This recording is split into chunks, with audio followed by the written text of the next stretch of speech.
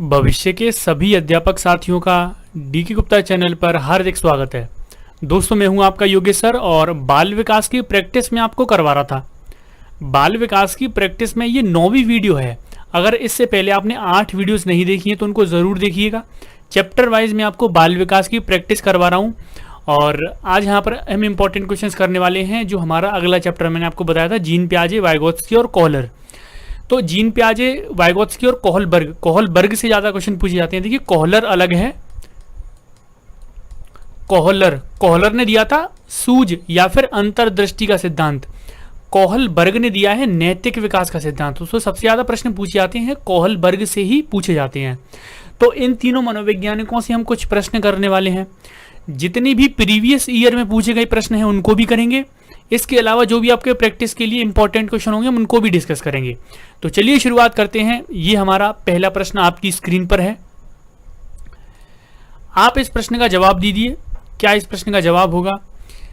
और मैंने आपसे पहले ही बोल दिया था कि जीन पियाजे, कोहलबर्ग और वाइगोत्स्की को आप पढ़ के आना है ना। तो पढ़ने मैंने आपको पहले बोल दिया था कि इसके प्रश्न में आपको करवाऊंगा तो आप इसका रिवीजन कर लेना। अगर अभी भी जो बच्चा इसको पढ़ के नहीं आया है तो वो अभी आज की वीडियो के बाद इसको पढ़ सकता है। कल भी हम इसकी प्रैक्टिस करेंगे, परसों भी हम इसकी प्रैक्टिस करेंगे। चलिए, अगर आपने पहले पढ़ रखा है तो ज़्यादा अच्छी बात है। प्रश्न देखिए, प्रश्न क्या बोल रहा है। प्रश्न ये बोल रहा है कि वह अवस्था जब बच्चा तार्किक रूप से वस्तुओं व घटनाओं के विषय में चिंतन प्रारंभ करता है। बताइए नीचे कमेंट्स करके अपना आंसर। संवेदी प्रेरक अवस्था है, वो औपचारिक अवस्था है, पूर्व संक्रियात्मक अवस्था है या फिर मूर्त संक्रियात्मक अवस्था है? बताइए नीचे कमेंट्स करके अपना आंसर। प्रश्न देखिए, प्रश्न किससे है पहले देखिए। अगर आपने प्रश्न को ध्यान से पढ़ा होगा तो प्रश्न है ये आपका जीन पियाजे से है। जीन पियाजे ने 4 अवस्थाएं बताई हैं। पहली अवस्था थी संवेदी प्रेरक अवस्था। पहली अवस्था थी कि नहीं थी संवेदी प्रेरक अवस्था? दूसरी अवस्था थी आपकी पूर्व संक्रियात्मक, थी कि नहीं? तीसरी अवस्था थी आपकी मूर्त संक्रियात्मक और चौथी अवस्था थी औपचारिक संक्रियात्मक या फिर औपचारिक अवस्था। तो इस तरह से यहाँ पर जो जीन पियाजे हैं उन्होंने 4 अवस्थाएं बताई थी। अब देखिए, अब यहाँ पर आपको प्रश्न बताना है कि जो बच्चा प्रारंभ करता है चीज़ों का चिंतन, घटनाओं और विषय के बारे में जो भी चिंतन प्रारंभ करता है तो वो किस अवस्था में करता है? चलिए, आंसर मैं आपको बता देता हूं। इसका जो सही जवाब है ऑप्शन नंबर 4 है, मूर्त संक्रियात्मक, है ना। इस अवस्था में क्या है, बालक तार्किक चीजों के लिए और अमूर्त चीजों के लिए भी क्या है, अपना जो चिंतन है वो प्रारंभ कर देता है। अब यहां पर एक एक करके मैं आपको बता देता हूं। मनोवैज्ञानिक का नाम है जीन पियाजे। जीन पियाजे को विकासात्मक मनोविज्ञान का जनक कहा जाता है। एक चीज आप ये याद रखेंगे। दूसरी बात, इन्होंने जो प्रयोग किया था अपना, अच्छा, इनका सिद्धांत था संज्ञानात्मक विकास का सिद्धांत। इसमें इन्होंने बताया था कि बच्चा कैसे सीखता है, संज्ञान में लेके चीज़ों को सीखता है। अब इनका जो प्रयोग था वो इनके खुद के बच्चों पर था और वहाँ पर इन्होंने देखा कि बच्चे क्या होते हैं, नन्हे वैज्ञानिक होते हैं। तो एक स्टेटमेंट भी यहाँ पर जीन पियाजे ने दिया था कि जो बच्चे होते हैं वो नन्हे वैज्ञानिक होते हैं जो अपने ज्ञान का सृजन खुद करते हैं। तो यहाँ पर एक स्टेटमेंट भी था।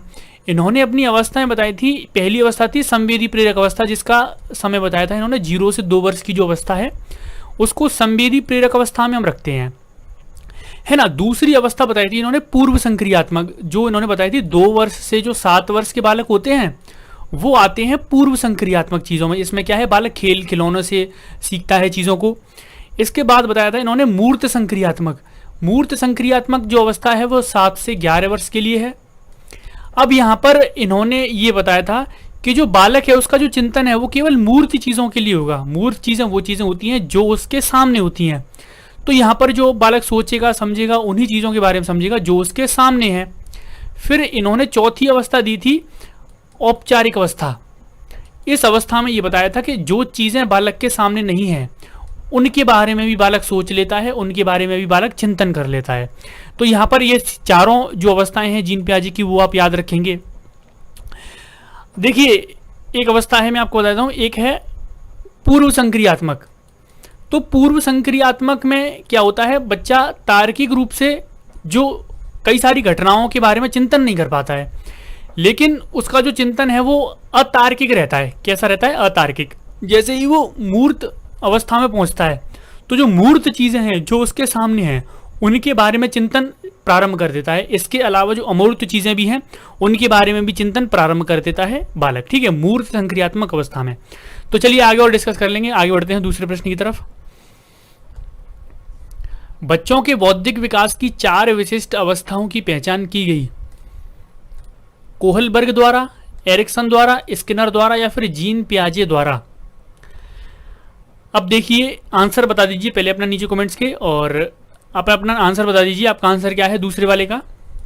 चलिए आंसर मैं आपको बता देता हूं, इसका जो सही जवाब ऑप्शन नंबर 4 है। जीन पियाजे ने ही तो बौद्धिक विकास की 4 अवस्थाएं बताई हैं। संवेदी प्रेरक है, पूर्व संक्रियात्मक है, मूर्त संक्रियात्मक है, औपचारिक अवस्था है, तो 4 अवस्थाएं बताई हैं, है ना। अब देखिए जब जीन पियाजे की बात आती है तो जीन पियाजे के मनोविज्ञान में 3 सिद्धांत हैं, याद रखेंगे। एक तो संज्ञानात्मक विकास का सिद्धांत है, वो मैं आपको पढ़ाऊंगा। एक भाषा विकास का सिद्धांत भी इन्होंने दिया है, भाषा विकास का सिद्धांत। इसके अलावा इन्होंने एक नैतिक विकास का सिद्धांत भी दिया है। अब आप बोलोगे कि नैतिक विकास का सिद्धांत तो कोहलबर्ग का है, लेकिन ऐसा नहीं है। जीन पियाजे का भी एक अपना नैतिक विकास का सिद्धांत है, उसकी भी इसमें कुछ 3 अवस्थाएं इन्होंने बताई हैं, तो उनके बारे में भी हम डिस्कस करेंगे, है ना। तो याद रखेंगे आप। और बौद्धिक जो विकास की जो अवस्थाएं हैं वो मैंने आपको बता दी 4 हैं, और किसके द्वारा है, जीन पियाजे के द्वारा। अब पहला ऑप्शन देखिए, आपका आंसर तो हो गया ऑप्शन नंबर 4। अब देखिए जो कोहलबर्ग है उनका नैतिक विकास का सिद्धांत है, और नैतिक विकास के सिद्धांत में कितनी अवस्थाएं हैं, नैतिक विकास की अवस्थाएं हैं 3। हर एक अवस्था के 2 चर हैं, तो टोटल जो चर हो जाते हैं वो हो जाते हैं आपके 6। तो यहाँ पर अवस्थाओं की बात करें तो इसमें बोला गया कि 4 विशिष्ट अवस्थाओं के बारे में किस मनोवैज्ञानिक ने बताया है। तो यहाँ पर कोहलबर्ग की कितनी अवस्थाएं हैं, 3 हैं। अब यहाँ पर थर्ड ऑप्शन देखिए, स्किनर का एक क्रिया प्रसूत का सिद्धांत है, जिसमें स्किनर बोलते हैं कि बालक क्या है, क्रिया करके सीखता है, जितनी ज़्यादा क्रिया करेगा उतना सीखेगा। अब यहाँ पर इन्होंने कोई अवस्थाएं तो नहीं बताई थी, इस वजह से तो ये दोनों भी ऑप्शन कट चुके थे आपके। आपका आंसर हो जाएगा ऑप्शन नंबर 4, है ना। दूसरे वाले का आंसर है ऑप्शन नंबर 4। चलिए अभी तक आपका सभी का आंसर सही होगा। आगे बढ़ते हैं। तीसरा प्रश्न आपकी स्क्रीन पर है, बताइए, पढ़िए और नीचे कमेंट्स करके अपना आंसर बताइए। पियाजे के अनुसार निम्न में से कौन सी अवस्था में बच्चा अमूर्त संकल्पनाओं के विषय में तार्किक चिंतन करना प्रारंभ कर देता है। यानी कि जो अमूर्त संकल्पनाएं हैं जिनके बारे में बालक ज़्यादा सोच नहीं सकता, जो संकल्पनाएं बालक के समक्ष नहीं है। जैसे बालक से बोला जाए कि उस मूवी में देखा था 2012 जो मूवी थी, उसमें धरती कैसे वो हो रही थी, ये हो रहा था, वो हो रहा था, तो वो सारी चीज़ें अमूर्त हैं कि ज्वालामुखी फट रहा था, पूरा पृथ्वी पर बाढ़ ही बाढ़ आ गई थी, तो सारी चीज़ें कैसी हैं, अमूर्त हैं। तो छोटा बालक इन सब चीज़ों को नहीं सोच सकता। उसके आप बोलोगे ना कि वहाँ पर एक हाथी था, वो ऐसे पहाड़ से कूदा, तो जब तक वो देखेगा नहीं, जब तक उसको वो उस संकल्पना को अपने दिमाग में वो नहीं ला सकता, लेकिन उस संकल्पना के प्रति उसका चिंतन प्रारंभ हो जाता है। तो ये होता है दोस्तों मूर्त संक्रियात्मक अवस्था में। आंसर हो जाएगा ऑप्शन नंबर 3 का 1, है ना। मैंने आपको बताया था मूर्त वस्तुओं के बारे में चिंतन कर लेता है बालक।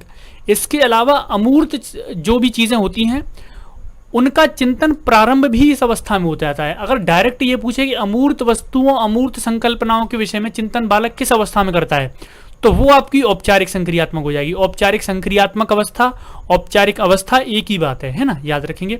ये लास्ट अवस्था थी, मैंने आपको बताया था। तो अमूर्त चिंतन या फिर अतार्किक चिंतन, वो सारी चीजें हैं ठीक रूप से, सॉरी अतार्किक नहीं, तार्किक चिंतन और अमूर्त चिंतन किस अवस्था में करता है, औपचारिक। अगर आपसे पूछ लिया जाए कि अमूर्त संकल्पना या फिर अतार्किक चिंतन प्रारंभ कब हो जाता है, तो प्रारंभ में आप लगा देना मूर्त संक्रियात्मक अवस्था में, है ना। तो ये चीजें आप याद रखना। अब यहाँ पर बहुत सारे बच्चे कंफ्यूज हो जाते हैं। अमूर्त संकल्पनाओं के विषय में चिंतन प्रारंभ कर देता है, तो यहाँ पर देखते हैं कि अमूर्त चीजें हैं, अमूर्त चीजें होती हैं औपचारिक अवस्था में, तो लगा देते हैं। लेकिन यहाँ पर बोला है प्रारंभ करने की बात आ रही है, प्रारंभ कब कर देता है, तो प्रारंभ कर देता है वो मूर्त संक्रियात्मक अवस्था में, है ना। तो चलिए शुरुआत करते हैं, आगे बढ़ते हैं। तीसरे वाले का आंसर हो जाएगा ऑप्शन नंबर 1। पियाजे के संज्ञानात्मक विकास के चरणों के अनुसार इंद्रिय गामक अवस्था किसके साथ संबंधित है। तो प्रश्न अगला भी जीन पियाजे से है। जीन पियाजे का जो संज्ञानात्मक विकास का सिद्धांत है उसमें 4 चरण उन्होंने बताए हैं, जिसमें से पहली अवस्था है इंद्रिय गामक अवस्था। ये अवस्था 0 से 2 वर्ष के बालकों के लिए है, और इस अवस्था में किसके साथ संबंधित है वो ये पूछ रहा है। तो सामाजिक मुद्दों से सरोकार, जितने भी सामाजिक मुद्दे होते हैं उससे उनसे सरोकार कर लेता है बच्चा इस अवस्था में। अनुकरण करना, स्मृति और मानसिक निरूपण, तार्किक रूप से समस्या समाधान की योग्यता, विकल्पों के निर्वचन और विश्लेषण करने की योग्यता। चलिए बताइए नीचे कमेंट्स करके अपना आंसर फोर्थ वाले का क्या होगा। चलिए आंसर मैं आपको बता देता हूं। इसका जो सही जवाब है वो ऑप्शन नंबर 2 है। छोटा बच्चा है, 0 से 2 वर्ष का बालक है, कई सारी चीज़ों का अनुकरण ही तो कर पाएगा। जो उसके आप हंसोगे तो उस चीज़ को देखेगा कौन क्या कर रहा है, खुद से हंसेगा। स्मृति यानी कि दिमाग में कुछ कुछ सोचता रहेगा, मानसिक कुछ कुछ क्रियाएं करता रहेगा, तो वही तो कर पाएगा। सामाजिक मुद्दों से सरोकार कैसे हो जाएगा 2 वर्ष के बालक को। तार्किक रूप से समस्या का समाधान कैसे कर लेगा बालक। विकल्पों के निर्वचन और विश्लेषण करने की योग्यता कैसे आ जाएगी। ये सारी चीज़ें मूर्त और अमूर्त संक्रियात्मक अवस्था की हैं, है ना। चलिए आगे बढ़ते हैं। कोहलबर्ग के अनुसार शिक्षक बच्चों में नैतिक मूल्यों का विकास कर सकता है।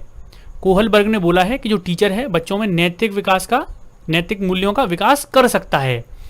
तो कैसे व्यवहार किया जाना है, इस पर कठोर निर्देश देकर, धार्मिक शिक्षा को महत्व देकर, व्यवहार के स्पष्ट नियम बनाकर, यानी कि इन सब चीजों से वो नैतिक मूल्यों का विकास कर सकता है, या फिर नैतिक मुद्दों पर आधारित चर्चाओं में उन्हें शामिल करके। चलिए बताइए नीचे कमेंट्स करके अपना आंसर। 5 वाले का आंसर क्या होगा। चलिए आंसर मैं आपको बता दूं, इसका जो आंसर ऑप्शन नंबर 4 है। नैतिक मूल्यों पर उनके साथ चर्चाएं करवाई जाएं और उनको उन चर्चा में शामिल किया जाए। इससे जो टीचर है वो नैतिक मूल्यों का विकास बच्चे में कर सकता है। अब कोहलबर्ग की बात करें तो कोहलबर्ग ने नैतिक विकास का सिद्धांत दिया है।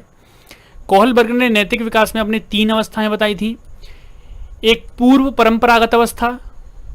अच्छा ये भी बात याद रखेंगे कि कोहलबर्ग ने यह भी बताया था कि 0 से जो 2 वर्ष का बालक होता है उसमें बिल्कुल शून्य नैतिकता होती है ना। याद रखना, एकदम बिल्कुल नैतिकता नहीं होती है।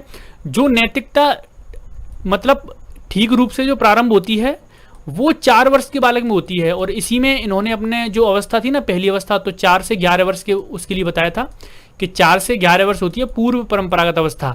इसके बाद दूसरी अवस्था इन्होंने बताई थी परंपरागत, और तीसरी बताई थी उत्तर परंपरागत, है ना। तो परंपरागत के उसमें इन्होंने अपनी अवस्थाओं को विभाजित किया है, ये बात आप याद रखेंगे। और उनका नाम भी याद रखेंगे, कौन कौन सी अवस्थाएं हैं, कितनी अवस्थाएं हैं, कौन सी कितने वर्ष के लिए। तो 4 से 11 पहले थी, दूसरी अवस्था इन्होंने बताई थी 11 से 13 वर्ष, और तीसरी अवस्था थी इनकी 13 से 18 वर्ष के बालकों के लिए थी, है ना। इन अवस्थाओं में कोहलबर्ग ने बताया था कि बच्चे में नैतिक जो विकास हो रहा है वो किस किस तरीके से हो रहा है। तो ये मैं आपको पढ़ाऊंगा, तब मैं आपको बताता हूँ कि जो नैतिकता नाम की किसी भी इंसान में कोई चीज़ नहीं होती है। सारी चीज़ें एक दूसरे पर डिपेंड रहती हैं। उसको डर लगता है, उसको दूसरों से काम निकलवाना है, उसके लिए नैतिकता दिखाई जाती है। अगर ये सारी चीज़ें नहीं हो, सामाजिक बच्चे का समाज में नहीं हो, तो बिल्कुल 0% किसी में किसी भी प्रकार की नैतिकता नहीं होती, है ना। तो चलिए इन पर भी चर्चा करेंगे। आगे बढ़ते हैं। अभी वाइगोत्स्की के सिद्धांत का निहितार्थ है, आपको बताना है। वाइगोत्स्की जिन्होंने सामाजिक विकास का सिद्धांत दिया है, उनके सिद्धांत का क्या निहितार्थ है। प्रारंभिक व्याख्या के बाद कठिन सवालों को हल करने में बच्चे की सहायता न करना। बच्चे उन बच्चों की संगति में श्रेष्ठतम रूप से सीखते हैं जिनका बुद्धि लब्धि उनके बुद्धि लब्धि से कम होता है। सहयोगात्मक समस्या समाधान, यानी कि सहयोग करके किसी भी समस्या का समाधान करना। प्रत्येक विद्यार्थी को व्यक्तिगत रूप से दत्त कार्य देना। दत्त होगा यहाँ पर, है ना, मिसप्रिंट हो गया है, 10 दत्त कार्य देना। चलिए बताइए नीचे कमेंट्स करके अपना आंसर क्या होगा। 6 वाले का आंसर क्या होगा, नीचे कमेंट्स करके बता दीजिए 6 वाले का आंसर क्या होगा। वाइगोत्स्की का अगर आपने सामाजिक सांस्कृतिक विकास का सिद्धांत पढ़ा है तो आप बता दोगे। चलिए आंसर मैं आपको बता देता हूं। इसका जो सही जवाब है वो ऑप्शन नंबर 3 है। वाइगोत्स्की ने अपने सामाजिक विकास के सिद्धांत में यही बोला है कि जो बच्चा है वो समाज में रहकर ही सारी चीज़ों को सीखता है। समाज में जो उसके समवयस्क होते हैं, समवयस्क यानी कि उससे थोड़े से जो बड़े उम्र में हैं उसके समवयस्क होते हैं, तो उनसे सारी चीज़ें सीखता है, उनके सहयोग से सारी चीज़ें सीखता है। तो यहाँ पर सहयोगात्मक समस्या समाधान होगा तो उसमें वाइगोत्स्की के सिद्धांत में ये आ जाएगा, है ना, याद रखेंगे। और सारे ही जो पॉजिटिव पॉइंट है वो नेगेटिव हैं, आप देख सकते हो सारे पॉइंट नेगेटिव हैं। चलिए 6 वाले का आंसर हो जाएगा ऑप्शन नंबर 3। आगे बढ़ते हैं 7th वाले की तरफ।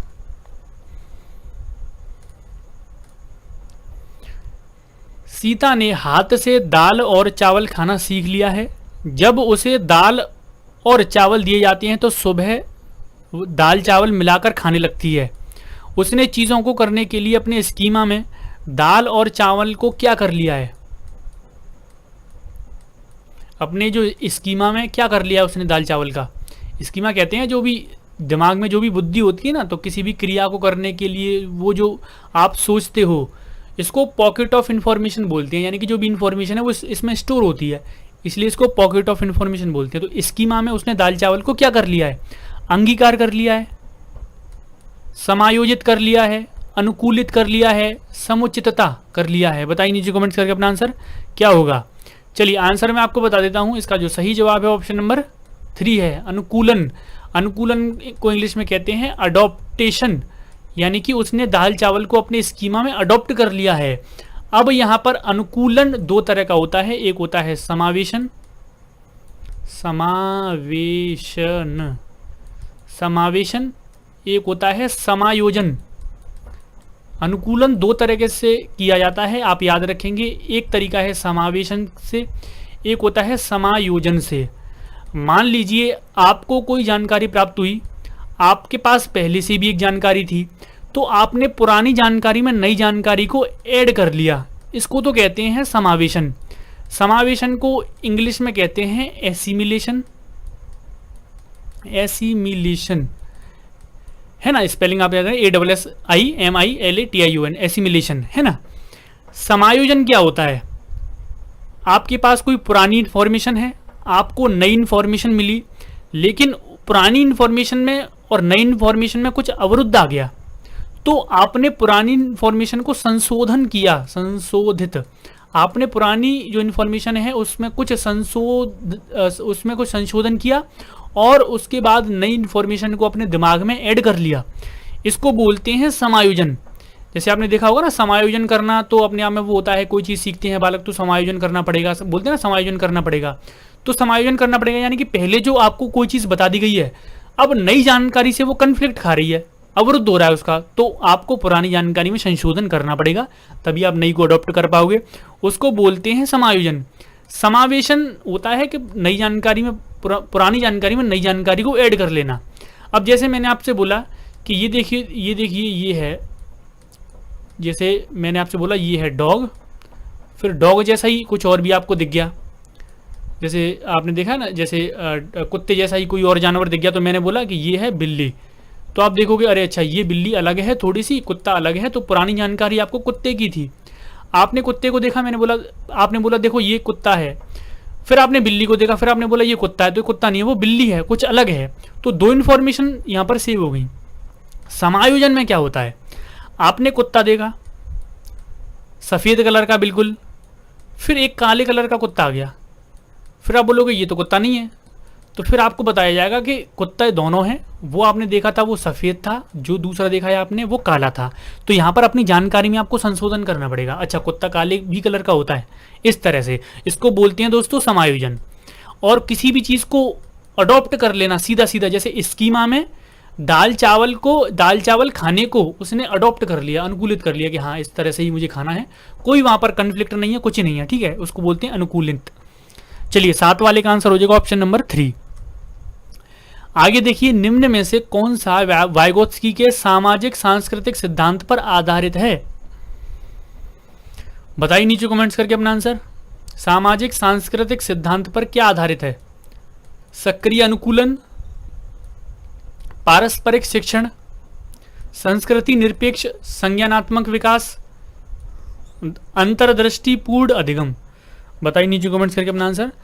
जो वाइगोत्स्की का सामाजिक विकास का सिद्धांत है, उसी का दूसरा नाम सामाजिक सांस्कृतिक का सिद्धांत भी है ना, ये भी आप याद रखेंगे, क्योंकि वाइगोत्स्की बोलते हैं कि बच्चा समाज में रहकर संस्कृति के माध्यम से ही उसका विकास होता है, समाज में रहकर ही सीखता है, समाज में रहकर ही सारी संस्कृति को वो जानता है, और अपने जो समवयस्क हैं उससे जो बड़े हैं उनसे सीखता है, समूह में सीखता है, समाज में रहकर सीखता है, ये बोलते हैं वाइगोत्स्की। अब यहाँ पर आंसर आप बता दीजिए कि इनमें से कौन सा इससे रिलेटेड है।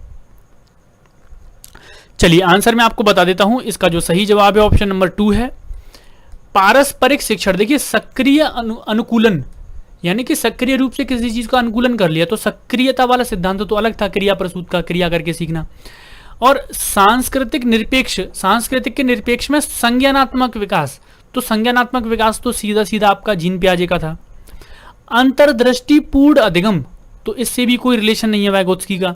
यहां पर पारस्परिक शिक्षण से मतलब यह है कि परंपरागत आपके जो समवयस्क हैं उनसे आप शिक्षण ले रहे हो, तो ये संबंधित पूरा पूरा सामाजिक विकास से सिद्धांत से है ना। तो चलिए आंसर हो जाएगा आपका 8 वाले का ऑप्शन नंबर 2। और नीचे कमेंट्स करके मुझे जरूर बताइएगा आपके कितने सही हैं। आज की वीडियो से मैं आपको बता देता हूं, आज की वीडियो से आपके 8 प्रश्न जरूर सही जाने चाहिए।